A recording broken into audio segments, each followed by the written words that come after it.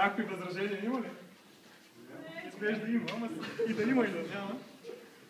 Значи, омръзнало ли е приятелката ви постоянно да я боли глава и да я уморена? Когато не искате да е. Виждам тематично до идеите. Ще трябва да вгрезим предишния продукт, ще представим нещо още по-силно. Какво ще кажете по въпроса? Да, случва се, да. А постоянно да ви иска пари и да мрънка за каквото и да е. Да. А твоята приятелка пита и постоянно дебела ли е? Обичаш ли още? Или пък сутрин, когато излизаме, тя 2 часа си избира дрехи и още 2 часа ги облича. Значи, твоята приятелка казва ли ти, че вече не си същия? А примерно ти като шопираш към работа с нея, казва ли ти, защо тук те казва това съм мой, как можа така? Не, как пък не. А отделно, ако изневерите, ще мрънка, а тя ако изневери, няма никакъв проблем. И тук е точно обратното.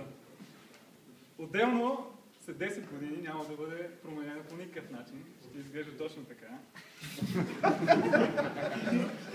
И като се събере с приятелките си, въобще няма да те обсъжда, просто защото няма как. А естествено, една година след като си я купите и забравите годишнината й, няма да има никакви проблеми с това. И мрънка на една седмица. И ще да кажеш най-важната подробност. Гаранцията? Не, то не е точно гаранция, но И поддръжка. мога да го кажа по този начин. Нашия продукт може да го използвате постоянно, без да има периоди, в които не може да го използвате. Не трябва да сменяте маслото всеки месец. Абсолютно много подобно. Естествено, това не е всичко. Да. Ако се обадите в следващите 10 минути, получавате не само една, А а две от Минка 3000. 6000. А не редновато ли? По-старата версия, нали?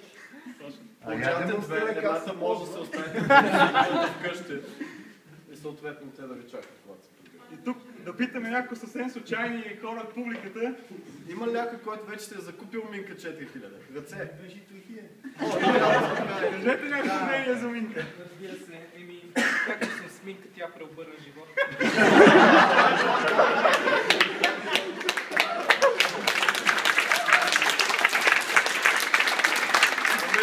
Всички са доволни от Минка, затова благодарим за вниманието и обадете се до 10 минути на телефона е тук отдолу изписан.